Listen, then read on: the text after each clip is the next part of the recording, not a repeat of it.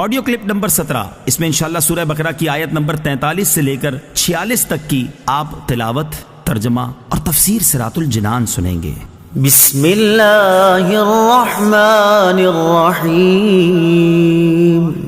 ترجمہ: اللہ کے نام سے شروع جو نہایت مہربان رحمت والا ہے۔ وَأَقِيمُوا الصَّلَاةَ وَآتُوا الزَّكَاةَ وَارْكَعُوا مَعَ الرَّاكِعِينَ۔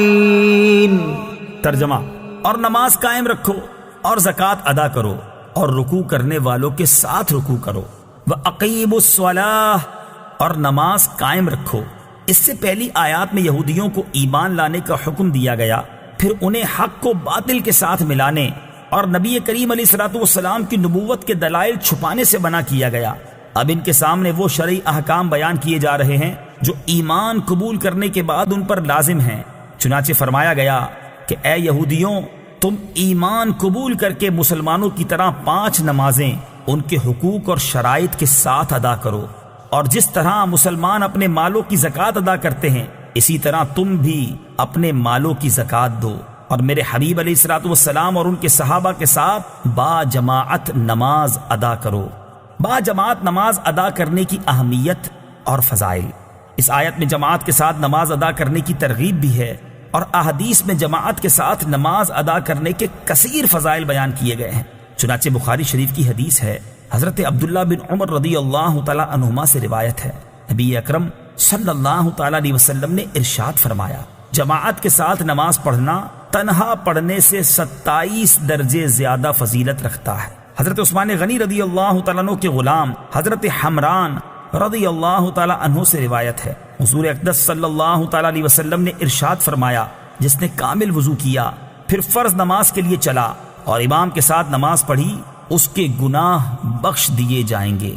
أَتَأْمُرُونَ النَّاسَ بِالْبِرِّ وَتَنْسَوْنَ أَنفُسَكُمْ وَأَنْتُمْ تَتْلُونَ الْكِتَابَ أَفَلَا تَعْقِلُونَ۔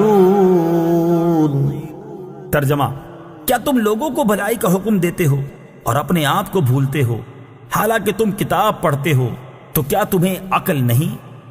أَتَأْمُرُونَ النَّاسَ بِالْبِرِّ، کیا تم لوگوں کو نیکی کا حکم دیتے ہو؟ تفسیر صراط الجنان میں ہے، یہ آیت مبارکہ ان یہودی علماء کے بارے میں ہے جن سے ان کے مسلمان رشتہ داروں نے دین اسلام کے متعلق دریافت کیا، تو انہوں نے کہا تم اس دین پر قائم رہو، محمد صلی اللہ تعالی علیہ وسلم کا دین حق اور کلام سچا ہے۔ یہ ان یہودیوں کے حق میں نازل ہوئی جنہوں نے مشرکین عرب کو حضور اقدس صلی اللہ تعالی علیہ وسلم کے مبعوث ہونے کی خبر دی تھی اور حضور پرنور صلی اللہ تعالی علیہ وسلم کی پیروی کرنے کی ہدایت کی تھی۔ پھر جب نبی پاک علیہ الصلوۃ والسلام مبعوث ہوئے تو یہ ہدایت کرنے والے حسد سے خود کافر ہو گئے، تو انہیں فرمایا گیا کہ لوگوں کو نیکی کا حکم دیتے ہو اور خود کو بھلاتے ہو۔ یاد رہے، اس آیت کا شان نزول خاص ہونے کے باوجود حکم عام ہے، اور ہر نیکی کا حکم دینے والے کے لیے اس میں تعزیانہ عبرت ہے۔ وَاسْتَعِينُوا بِالصَّبْرِ وَالصَّلَاةِ وَإِنَّهَا لَكَبِيرَةٌ إِلَّا عَلَى الْخَاشِعِينَ الَّذِينَ يَظُنُّونَ أَنَّهُم مُّلَاقُو رَبِّهِمْ وَأَنَّهُمْ إِلَيْهِ رَاجِعُونَ۔ ترجمہ: اور صبر اور نماز سے مدد حاصل کرو، اور بے شک نماز ضرور بھاری ہے مگر ان پر جو دل سے میری طرف جھکتے ہیں، جنہیں یقین ہے کہ انہیں اپنے رب سے ملنا ہے اور انہیں اسی کی طرف لوٹ کر جانا ہے۔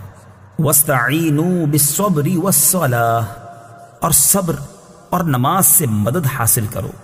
تفسیر صراط الجنان میں ہے، اس آیت کی ایک تفسیر یہ ہے کہ اس سے پہلی آیت میں بنی اسرائیل کو سید المرسلین صلی اللہ تعالی علیہ وسلم پر ایمان لانے، ان کی شریعت پر عمل کرنے، سرداری ترک کرنے اور منصب و مال کی محبت دل سے نکال دینے کا حکم دیا گیا، اور اس آیت میں ان سے فرمایا جا رہا ہے کہ اے بنی اسرائیل، اپنے نفس کو لذتوں سے روکنے کے لیے صبر سے مدد چاہو، اور اگر صبر کے ساتھ ساتھ نماز سے بھی مدد حاصل کرو تو سرداری اور منصب و مال کی محبت دل سے نکالنا تمہارے لیے آسان ہو جائے گا۔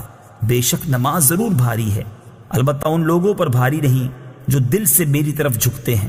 دوسری تفسیر یہ ہے کہ اے مسلمانوں، تم رضائے الہی کے حصول اور اپنی حاجتوں کی تکمیل میں صبر اور نماز سے مدد چاہو۔ سبحان اللہ، کیا پاکیزہ تعلیم ہے۔ صبر کی وجہ سے قلبی قوت میں اضافہ ہے، اور نماز کی برکت سے اللہ تعالیٰ سے تعلق مضبوط ہوتا ہے، اور یہ دونوں چیزیں پریشانیوں کو برداشت کرنے اور انہیں دور کرنے میں سب سے بڑی معاون ہیں۔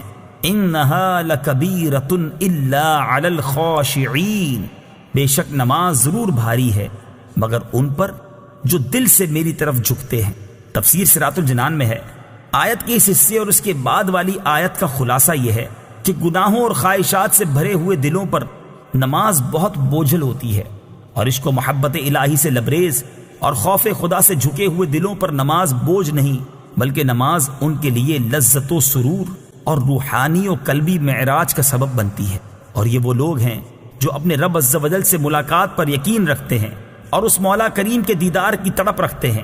اس میں بشارت ہے کہ آخرت میں مومنین کو دیدار الہی کی نعمت نصیب ہوگی، نیز اللہ تعالیٰ سے ملاقات اور اس کی طرف رجوع میں ترغیب و ترہیب دونوں ہیں، اور ان دونوں کو پیش نظر رکھنا نماز میں خشوع پیدا ہونے کا ذریعہ ہے۔